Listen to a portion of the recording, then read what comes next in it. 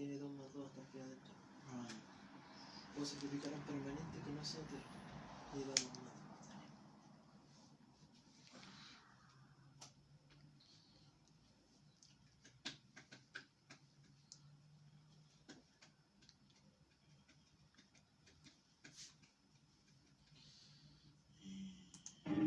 Llegamos a Arezzo un poco antes del mediodía y perdimos más de 2 horas buscando el castillo renacentista que el escritor venezolano Miguel Otero Silva había comprado en aquel recodo idílico de la campiña toscana.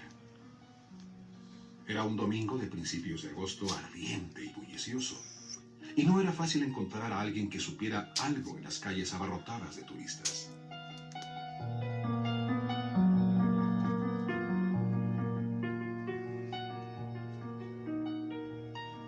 Al cabo de muchas tentativas inútiles, volvimos al automóvil. Abandonamos la ciudad por un sendero de cipreses sin indicaciones viales y una vieja pastora de gansos nos indicó con precisión dónde estaba el castillo. Antes de despedirse, nos preguntó si pensábamos dormir allí, y le contestamos, como lo teníamos previsto, que solo íbamos a almorzar. Menos mal, dijo ella, porque en esa casa espantan.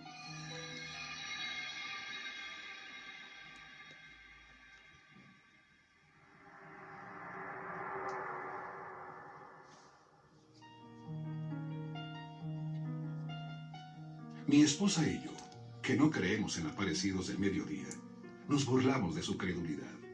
Pero nuestros 2 hijos de 9 y 7 años se pusieron dichosos con la idea de conocer un fantasma de cuerpo presente.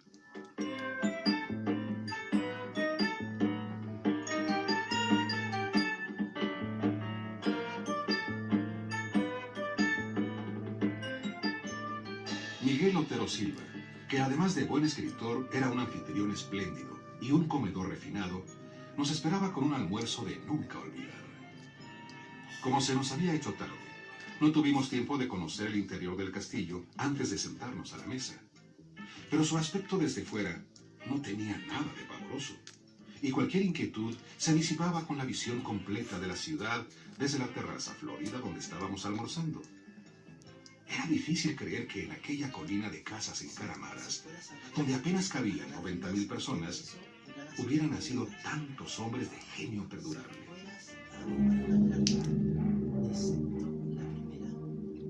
Sin embargo, Miguel Otero Silva nos dijo con su humor caribeño que ninguno de tantos era el más insigne de Arezzo. El más grande, sentenció, fue Ludovico. Así, sin apellidos.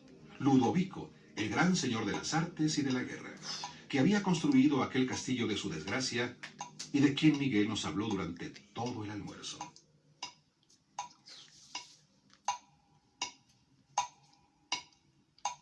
Nos habló de su poder inmenso, de su amor contrariado y de su muerte espantosa.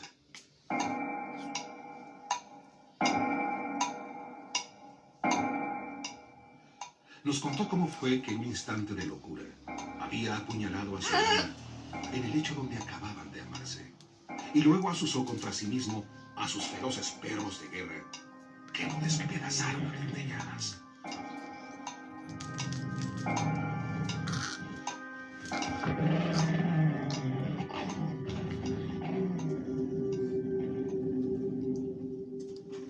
Nos aseguró muy en serio que a partir de la medianoche el espectro de Ludovico deambulaba por la casa en tinieblas tratando de conseguir el sosiego en su purgatorio de amor.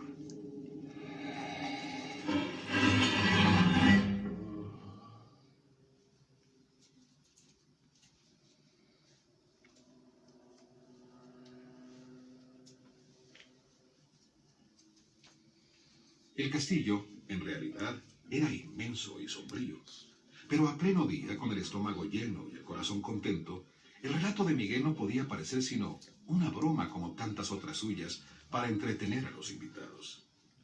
Los 82 cuartos que recorrimos sin asombro después de la siesta habían padecido toda clase de mudanzas de sus dueños siguientes. Miguel había restaurado por completo la planta baja y se había hecho construir un dormitorio moderno con suelos de mármol e instalaciones para sauna y cultura física. Y la terraza de flores intensas donde habíamos almorzado. Después cuando se vaya, Roberto, el carta. Dos. Uno. Dos. Ya. La segunda planta, que había sido la más usada en el curso de los siglos, era una sucesión de cuartos sin ningún carácter, con muebles de diferentes épocas abandonados a su Esta me suerte. creó una ficha de tesoro. Pero en la última parte se conservaba una habitación intacta, por donde el tiempo se había olvidado de pasar. Este me crea Era el dormitorio de Ludovico. una ficha elemental 4-4. Y ese crea una ficha de constructo 6-6. Fue un instante mágico. Allí estaba la recámara de cortinas bordadas con hilos de oro, y la sobrecama de prodigios de pasamanería, todavía acartonada con la sangre seca de la amante sacrificada. Estaba la chimenea con las cenizas heladas y el último leño convertido en piedra. El armario con sus armas bien cebadas y el retrato al óleo del caballero pensativo en un marco de oro, pintado por alguno de los maestros florentinos que no tuvieron la fortuna de sobrevivir a su tiempo. Sin embargo, lo que más me impresionó fue el olor de fresas recientes que permanecía estancado sin explicación posible en el ámbito del dormitorio. ¿Cuánto está?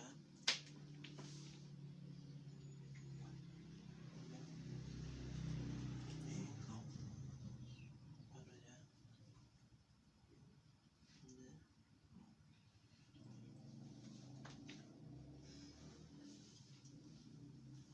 Los días del verano son largos y parsimoniosos en la Toscana, y el horizonte se mantiene en su sitio hasta las 9 de la noche. Cuando terminamos de conocer el castillo, eran más de las 5. Pero Miguel insistió en llevarnos a ver los frescos de Piero della Francesca en la iglesia de San Francisco. No, ahora no. Cuando yo robo, con habilidad de robar. Luego nos tomamos un café bien conversado bajo las pérgolas de la plaza. Y cuando regresamos para recoger las maletas, encontramos la cena servida.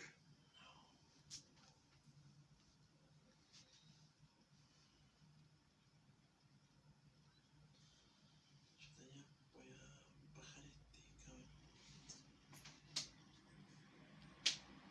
Mientras cenábamos, bajo un cielo malva con una sola estrella, los niños prendieron unas antorchas en la cocina y se fueron a explorar las tinieblas en los pisos altos.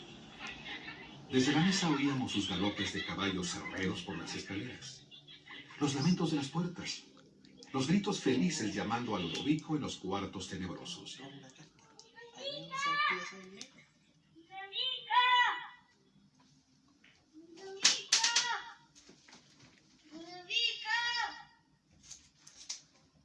Fue a ellos a quienes se les ocurrió la mala idea de quedarnos a dormir. Pero la vida. Miguel Otero Silva los apoyó encantado, y nosotros no tuvimos el valor civil de decirles que no.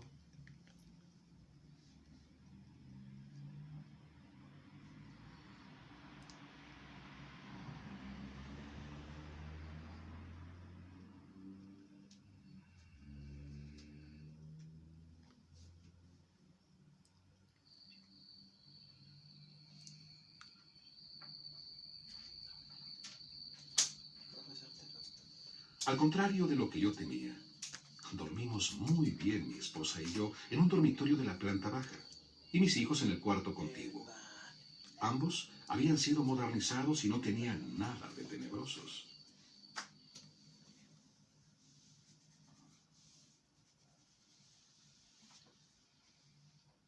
¿Alguna abuela? Todavía no. Mientras trataba de conciliar el sueño, conté los 12 toques insomnes del reloj de péndulo de la sala y me acordé de la advertencia pavorosa de la pastora de gansos. Pero estábamos tan cansados que nos dormimos muy pronto en un sueño denso y continuo.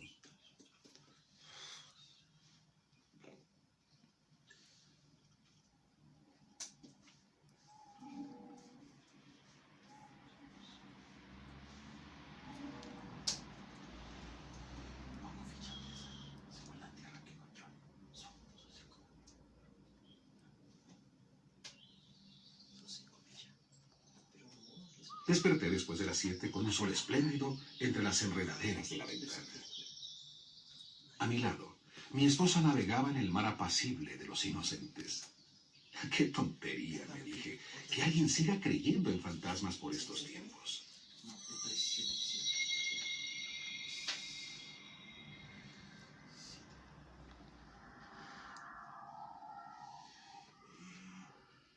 Esta es la otra elemental. Otra de estas no se puede ver. Solo entonces me estremeció el olor de fresas recién cortadas. Vi la chimenea con las cenizas frías, el último leño convertido en piedra, y el retrato del caballero triste que nos miraba desde 3 siglos antes en el marco de oro. Me quedaría, tenía 6, me quedan 2.